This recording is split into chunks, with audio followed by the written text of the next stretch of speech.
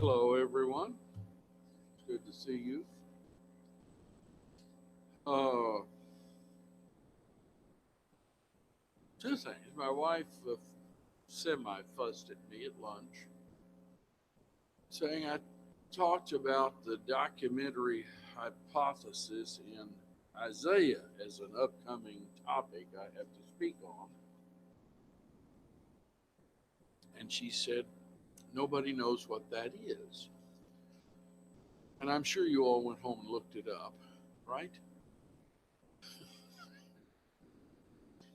I don't want to. You're curious, but you didn't know, and you won't look it up. The vast, there's so much of our study that has ignored the majority of the Christian religion. The majority of the Christian religion is not evangelical, it is not conservative, and it does not really believe the Bible the same way you and I do. The majority, vast majority. Methodists, Presbyterians, Catholics, and on the list goes. A lot of the reason for this is the higher critics, I'll explain that to you one of these days too, which it's not really a bad word, took a documentary hypothesis on several books in the Bible, arguing that they were not written by who claims to have written them. And a lot of the fight was about the Pentateuch, the first 5 books of the Old Testament, that Moses did not write those books, and that it is basically a collection of myths and legends, and was not certainly done by Moses, but much later. I'm not going to talk about that in a few weeks. One of these days I might. But there's another hypothesis about the synoptic gospels, Matthew, Mark, and Luke. The argument it is, in that case, that they may well have been written, sort of, by the men who claimed they wrote them, but they were the copying from what a lot of times they referred to as a proto-gospel, a previous gospel or collections of sayings and events in the life of Jesus, and thus are not the result of inspiration. You begin to notice a considerable doubt in the idea of inspiration. I'm not going to talk about that either, although it would be possible. I'm going to talk about Isaiah. Isaiah is also central to the argument because Isaiah is a key book in the Old Testament. It is the most quoted book from the Old Testament in the New Testament. And Isaiah is highly predictive. You understand that not all prophets were predicting things in the future, but the book of Isaiah does. And there's a very real division in the book of Isaiah. From chapters 1 through 39 is one section that deals with Israel during the period of about 4 kings under the threat of Assyrian invasion. Carried away, the northern kingdom during this period. Isaiah, that's the period where Isaiah lived. But chapters 40 through 66 are dealing largely with the future beyond Isaiah's time, dealing largely with the Babylonian period, about 150 years. 8th century, Isaiah's period, the 6th century, chapters 40 through 66. The argument from these men is that maybe Isaiah wrote some of the first 40 chapters, but that certainly somebody else must have written The last chapters. Some of them argue for two authors, some of them argue for three authors, some of them argue for a multiplicity of authors, just sort of combining concepts. And they have many arguments about that by way of examining the text. I don't agree with that. I believe that there is one author for the book of Isaiah. I do believe that there is such a thing as, these men don't believe in foretelling in prophecy, predicting in prophecy. Can't happen. Certainly not very specifically. And Isaiah is in parts very specific. For instance, he names Cyrus as, I think it's in the 44th chapter, as the coming ruler, king of Babylon, which Babylon barely existed during his time. And so it's certainly not as a world power. It was under the dominion of Assyria when Isaiah was living. That's, I'm saying too much to explain it to you, but that's what I'll be talking about, is whether or not one person wrote the book of Isaiah or a multiplicity of people. Okay. Now, do you know the documentary hypothesis? The vast majority of Christian religion believes that a number of people, we don't know who, wrote the book of Isaiah, and that there is no prediction in it, that it was all written during the events, during a thread of 3 centuries, assembled together and called Isaiah. And that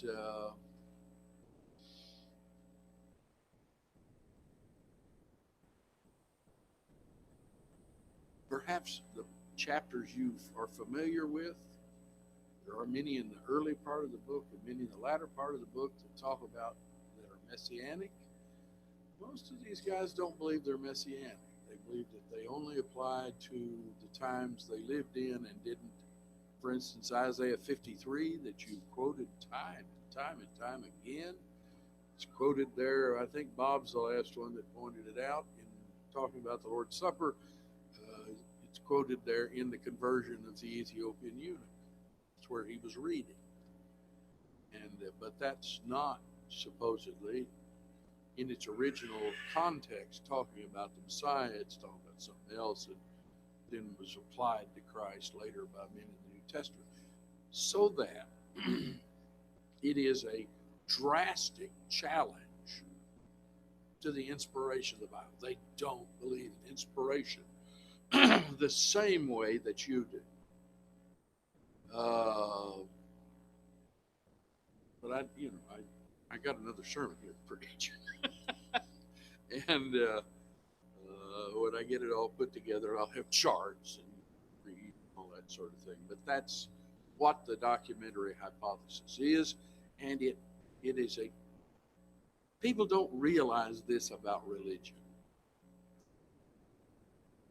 You try to identify, we have fought doctrinal battles with conservative Christians. We fight about baptism, we fight about speaking in tongues and all that sort of thing. Well, that's, to be honest with you, that's a fairly minor part of Christianity in terms of numbers.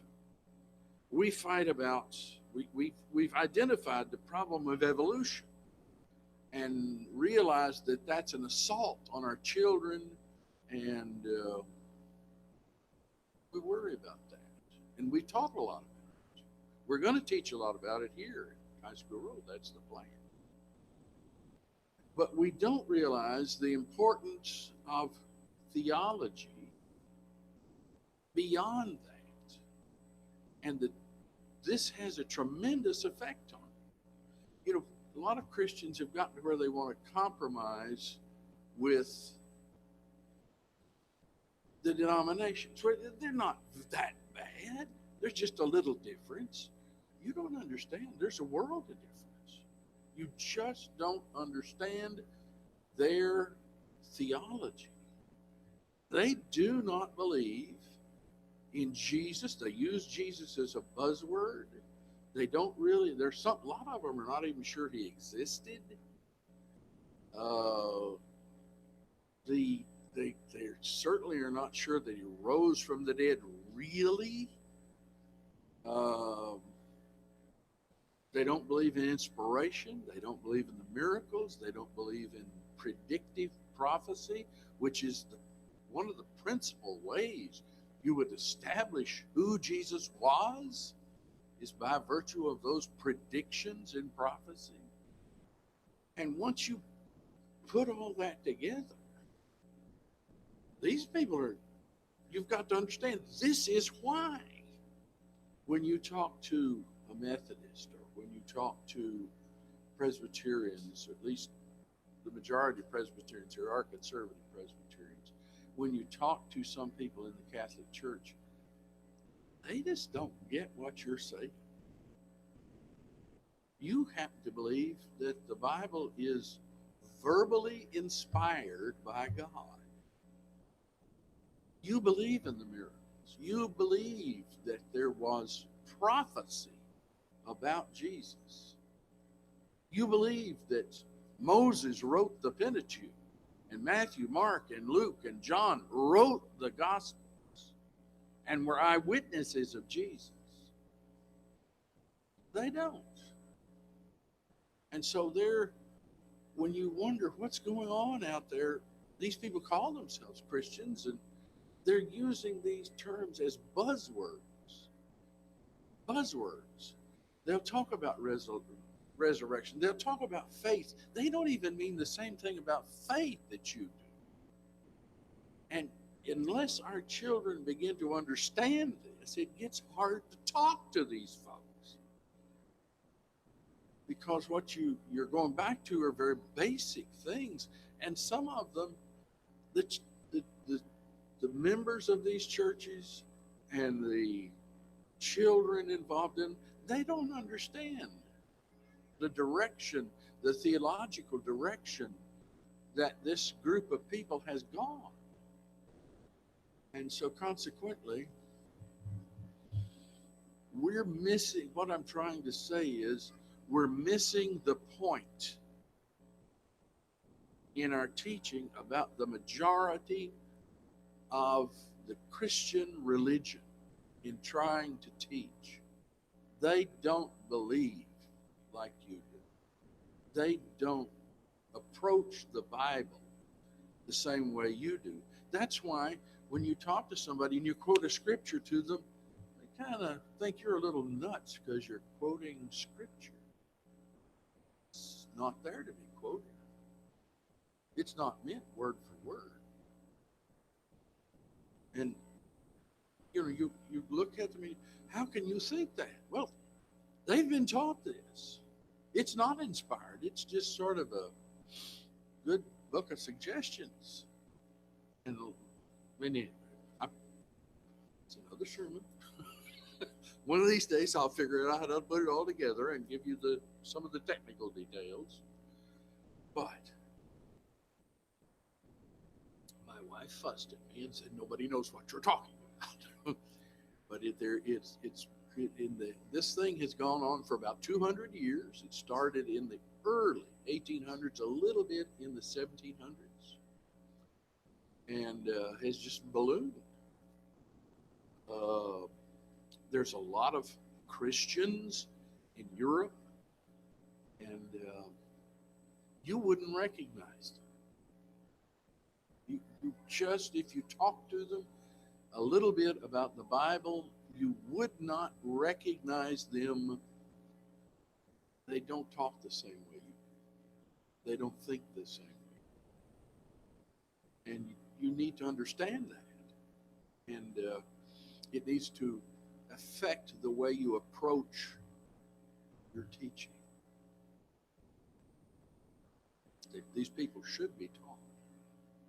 But you're going to have to educate yourself in a different direction. And we've concentrated on the conservative elements of Christianity that are, they are sort of close to us. They believe the Bible's inspired. They're just wrong about the necessity of baptism and instrumental music and speaking in tongues and those things. They're just wrong about that.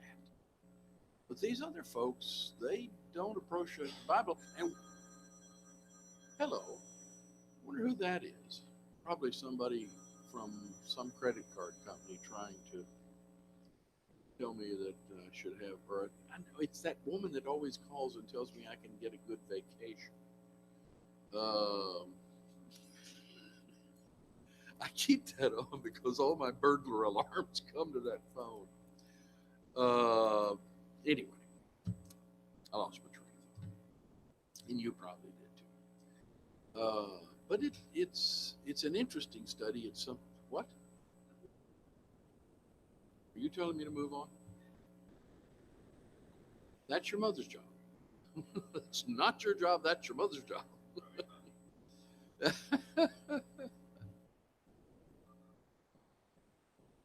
I have been thinking about this a lot, but we don't teach about it. So, in a small way, we're going to teach about it. I want to turn with you. Am I up here? Yes, I think I'd like for you to turn with me to Psalms 15, the 15th Psalm, short psalm. He says, "Who may stay in God's temple or live on the holy mountain of the Lord? Only those who obey God and do as they should. They speak the truth and don't spread gossip. They treat others fairly and don't say cruel things. They hate worthless people, but show respect for all who worship the Lord. And they keep their promises, no matter what the cost. They lend their money without charging interest, and they don't take bribes to hurt the innocent. Those who do these things will always stand firm." Who will dwell in the Lord's house? It's a simple question. Let's look and see what he says about this. The principle of this applies to Christians. It applies to the church. Who is going to dwell in the church? Who's going to be saved? You and I are told, of course, that we must remain faithful. What does that involve, that remaining faithful? What must we do in order to be in favor with God? And let's see what he says. He says, first of all, that we should walk uprightly. He that walketh uprightly. In Titus 2, verse 11, the grace of God hath appeared, bringing salvation to all men, instructing us to the intent that denying ungodliness and worldly lust, we should live soberly and righteously and godly in this present world. We need to walk uprightly. You know, a lot of times we get the notion that being a Christian is coming to church and contributing and taking the Lord's Supper and singing and praying. And that's being a Christian. But he says, no. Being a Christian involves walking uprightly. Can you think about, by the way, kids, let me give you an assignment. I didn't this morning. One of you drew me a fort this morning, which was good. I want you to draw me tonight. Yeah, Ethan. I want you to draw me a tent. Can you do that? Honor? Can you draw a tent? Max, are you still with us? No, Max is not. Why do you run him around all afternoon? Give that boy a nap. Oh, his grandmother did that. I understand.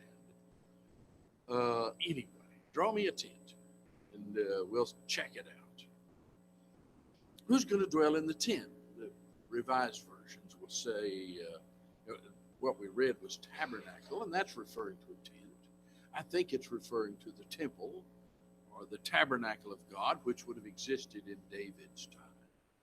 Who will dwell in thy holy hill, it says in the American Standard.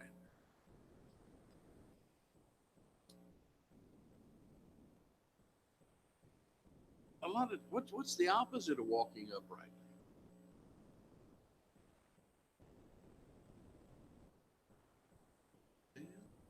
You know, a few years ago, Kroger grocery. This is many years ago. Showing my age. I had a little store down here on Rockville Road, and I was sitting out, just gazing at the parking lot. wondering how I was going to pay the bills. And they were having a strike over at Kroger. You know, picketing for higher wages and all that sort of thing. And I saw a fellow come out the back. He must have come out the back of Kroger's. I didn't see him come out the back. I saw him come around the corner of the building. He was sort of hunkered down. And he was trying to behave so nobody noticed him. And then he got out and he peeked around the corner of the building.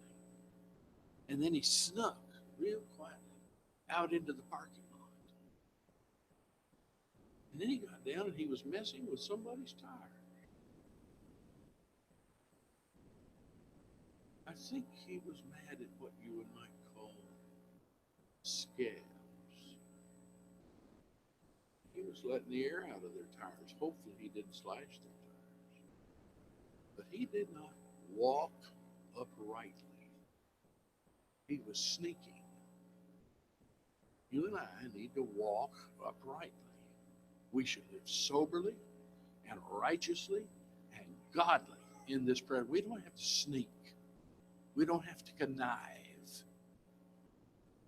You and I, as Christians, be plain and obvious in our behavior.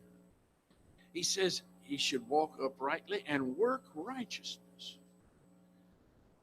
In Romans 10, brothers and sisters, my heart's desire and prayer to God for the Israelites is that they might be saved. For I testify about them that they are zealous for God, but their zeal is not based on knowledge. Can you imagine spending your whole time religiously and failing at it? You didn't really work righteousness. You were doing stuff.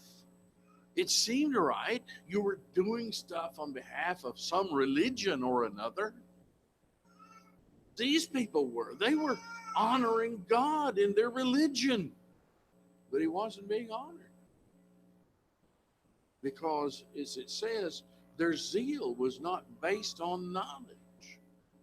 And so they were not, in fact, working righteousness. They were not doing his will. So it's going to be very important, if you're going to dwell in the tent of God, that you figure out what God's will is. It's not up to you. You don't get to make the decision. You need to find out what he wants. And then you need to be sure you're doing that. That's working righteousness. You need to speak the truth from your heart. In Ephesians 4, he says, in this, he speaketh the truth in his heart. You were taught with regard to your former way of life to put off your old self, which is being corrupted by its deceitful desires, to be made new in the attitude of your minds, and to put on the new self, created to be like God in true righteousness and holiness. Therefore, each of you must put off falsehood and speak truthfully to your neighbor, for we are all members of one body. Speak truthfully to your neighbor. You ever bought a car? Guy fibbed to you about it? He said, oh yeah, it's great. And you managed to get it home, and lo and behold, it wasn't great. He disappeared with your money. And it cost you a ton of money to fix it. Why? Because he wasn't telling you the truth. He wasn't telling you the truth. Oh, I remember one time I got so angry. I would tell you the car dealer, but maybe that was an aberration. But my daughter was trying to buy a car. I couldn't be with her. She had bargained for such and such an interest rate, such and such a down payment. But I was off and away when time came to sign the papers. And she got to looking at the papers, and she called me on the phone. I don't think we had those little bitty iPhones then. It was one of those great big clunky things sitting on it. I think I was driving in my car or in a truck. Or, it was one of those. one of those bread box phones. And she said, Dad, this doesn't look right. Ooh-wee. They had changed the interest rate and they had changed the down payment. It was a little, I may have said bad words to them. Not bad words, but we may have had words about their behavior, that they were trying to cheat an innocent young girl, my daughter, which they were. Speak truth with your neighbor. If there's something wrong with a thing, call it. If if it's going to cost you a little money, that's all right. Your neighbors and friends will respect you as someone who tells the truth about the situation. When your teacher says, did you do your homework, Ethan? You don't say, hey, the dog ate it, or there was a herd of elephants through the backyard and I couldn't do it last night. But you say, no, I didn't. If you have an excuse, I'm going to take forever tonight. My niece, she's the 911 operator out in Crawfordsville. Somebody back, a year or two ago, called and said, there's an elephant in my yard eating the flowers. And she said, oh yeah, really? She said, yeah, send a car over. I need to do something about the elephant. So she calls, Fred, the local cop, and says, Fred, there's a crazy woman over there that says there's an elephant eating her flowers. Go over and see how drunk she is. So Fred races over there, and after a while he calls in on his radio, no, you're not going to believe this, but there's an elephant over here eating her flowers. One had escaped from the local circus. They needed a little help rounding Jumbo up. But so if the elephant was there, you could tell your teacher that. But otherwise, be sure you're the kid who's going to tell the truth. You're not going to hide it. You're going to be the one who tells the truth. And by the way, your teacher will learn to respect you for that. He says in James, in this passage, he says, he that slandereth not with his tongue. A lot of times it's real easy to talk bad about it. In James 4, brothers and sisters, do not slander one another. Anyone who speaks against a brother or sister or judges them speaks against the law and judges it.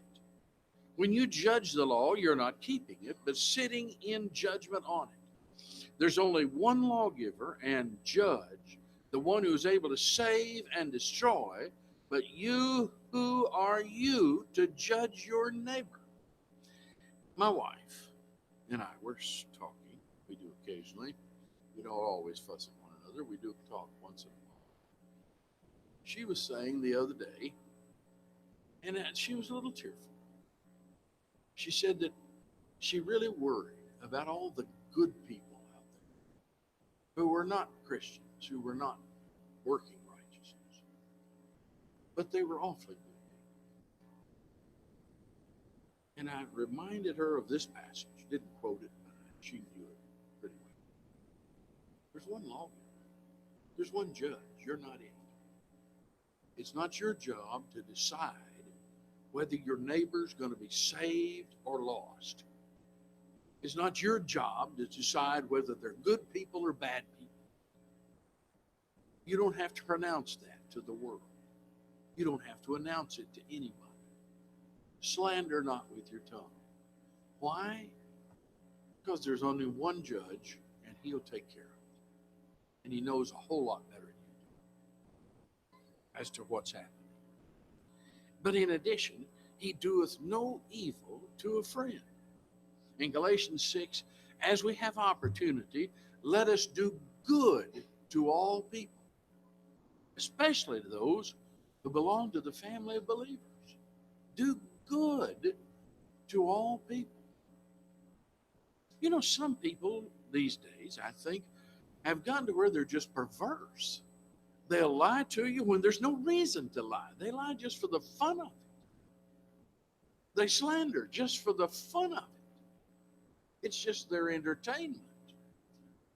They cheat when there's really no reason to cheat. There's not that much to be gained. It's just fun and entertainment. Do good to all men. Do no evil to a friend. Why are you hurting folks? You see that in school every now and then, where young women and young men will suddenly get mad over something and start talking them bad. Did you hear about her? Did you see what she did? Do you see what she's dressed like? She treated me wrong. She looked at me wrong. Why? Why are you doing that? Do good to all people. If other folks are going to behave that way, let them behave that way. That's not your problem. You'll be the one who does good to all. But as well, a vile person is despised. You need to learn to hate evil. That's what Romans 12 says. Let love be without hypocrisy. Abhor that which is evil. Cleave to that which is good. Can you hate the evil and love the good? I've seen so many people who are willing to sort of compromise on evil. They don't think it's that bad. And so they'll sort of hang around it instead of just being grossed out. And so we watch things on television that are sinful, and we're entertained by it. And we see that in our friends and neighbors as they do vile things. And that's okay. A vile person is despised. You need to learn to make that distinction. Now, it's hard. It's hard for young people.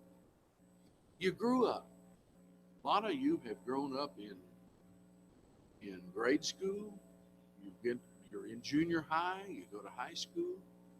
And it's really hard to make that distinction. But, you know, a lot of young people, when they get up high in high school and they get out as adults, they sort of cut loose. They think, well, I'm 18 now, or I'm 21 now. I can drink. I can smoke. I can booze. I can take drugs. I'm free. You may have to make a distinction. Say, wait a minute.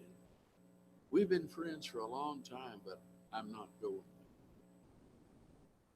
I may need to find some new friends that don't behave that. You should honor those that fear the Lord. Honor them that fear God. You know, I've seen, and I want to talk about this. I have seen through the years so many young people grow up in this congregation. I'm really kind of pleased right now because most of you seem to like one another. But I have seen children grow up here. And the last people they want to have anything to do with outside of this building are the members of the church.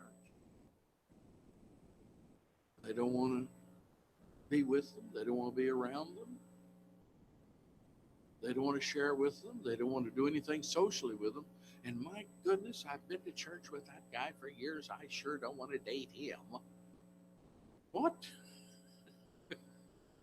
I want to date some stranger that I don't know anything about, who's basically a heathen. He's the one I want.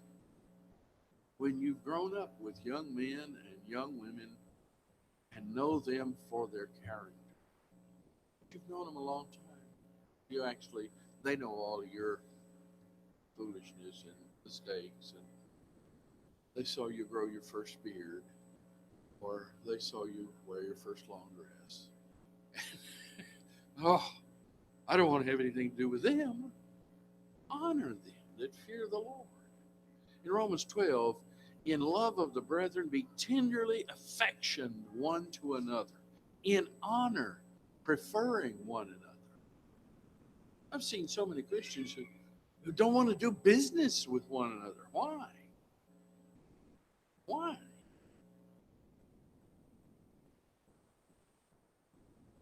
I've known of Christians who were car dealers, and there were a certain class of Christians that, man, I wouldn't buy a car from him. He's a Christian. What? Or he's a carpenter. I wouldn't hire him. I don't want him working. So on. What's the matter with you? Honor them that fear the Lord. And like this, he says here, he speaks of that person who swears to his own hurt and changeth not. Have you ever made a bad deal? A bad deal.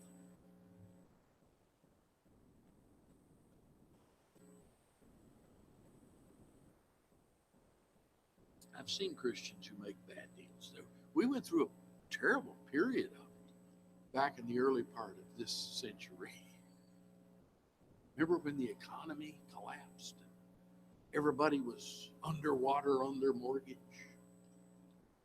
I saw family after family who seemed to have the idea, I'll let my house go back to the bank as if it belonged to the bank. What? Let me see. You made a deal to buy a house or a car or something. And lo and behold, it didn't accrue money. And now you want somebody else to eat the loss. Here's the man who swears to his own hurt. What did he do to swear? He gave his word. Maybe he signed a paper. Maybe he just said, this is what I'll do. And changeth not. You know, there's been a time or two in business where my sons have come to me or I've come to them and said, hey, this job you bid on, we're losing money every week. What's going on here? Let's just quit that because we're losing money. You agreed to do it. You agreed to do this for this price. Now, you don't have to do this forever. The contract does end. But you're going to keep your word. Because you gave your word. Your word matters. He swears to his own hurt and changeth not. It's important to keep your word. And then he doesn't practice usury. In the American Standard I happen to be looking at, it says he putteth not out his money to interest. You got a brother, and you're going to charge him. I noticed the other day that the Indiana House, I don't know if the Senate's going to pass it, but the House has passed a bill allowing essentially usurious rates. I think the rate was 23% interest. Wow. What kind of idiot is going to sign on that? There's a lot of them out there. People that are desperate or foolish who will allow themselves to be taken advantage of by that usurious rate of interest. Are you going to do that with your brethren, with your neighbor? In 1 Corinthians 6, nay, already it is altogether a defect in you that ye have lawsuits one with another. Why not rather take wrong? Why not rather be defrauded? Nay, but ye yourselves do wrong and defraud, and that your brethren. You're treating the people every year about this time, almost exactly. Firewood. Nobody in town. We sell firewood. I'm not trying to sell it to you, but we sell it. And everybody in town has run out of firewood.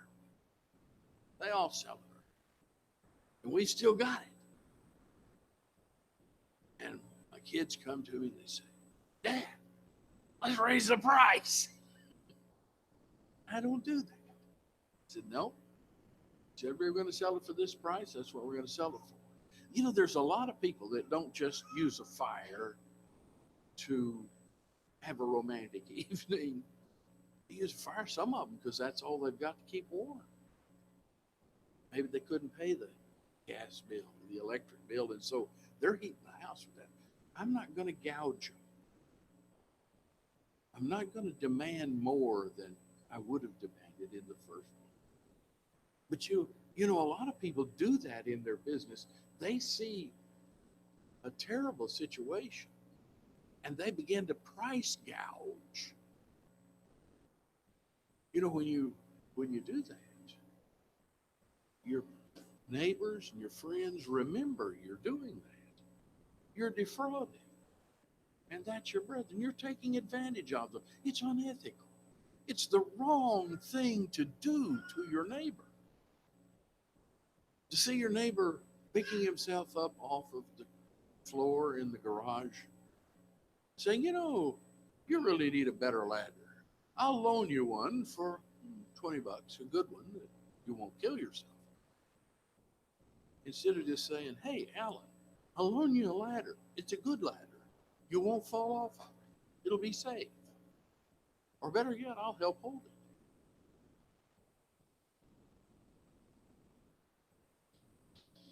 Taking a bribe. Oh, we've got fancy words for taking a bribe these days. We have people in government who lobby all of our officials. And they give them jobs when they leave government. They give them gifts. Matthew 28, while they were going, behold, some of the guard came into the city and told unto the chief priests all the things that were come to pass. And when they were assembled with the elders and had taken counsel, they gave much money unto the soldiers, saying, say ye, his disciples came by night and stole him away while we slept. And if this come to the governor's ears, we will persuade him and rid you of care. So they took the money and did as they were taught. And this saying was spread abroad among the Jews and continueth until this day. Bribery. You shouldn't take any part in that. And finally, he says in the end of this verse, or in this end of this chapter, he that doeth these things shall never be moved. This is the part of living a Christian life. This is how you will dwell in the house of the Lord forever. This is how you'll dwell in the tent. If you're here tonight and not a Christian, you need to make those first steps and live the life. Come while we stand and sing.